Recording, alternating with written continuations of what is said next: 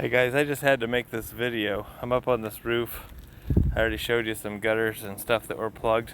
So this guy put on, these are pretty much the cheapest gutter covers you can get. But look how well they've done. This is what it looks like without gutter covers.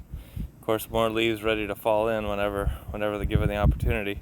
But even below these kind of cheap ones, they're keeping the gutter clean.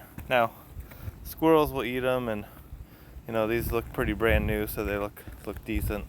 Looks like he's put them all the way along the back here.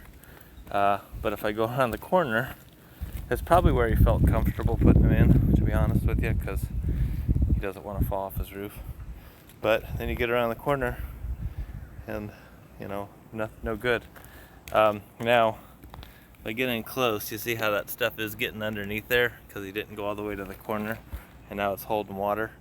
You know, it's not quite right, but I just wanted to show you how much better having those gutter covers are, even fairly inexpensive ones,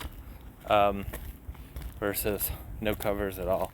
So let this be a lesson to you.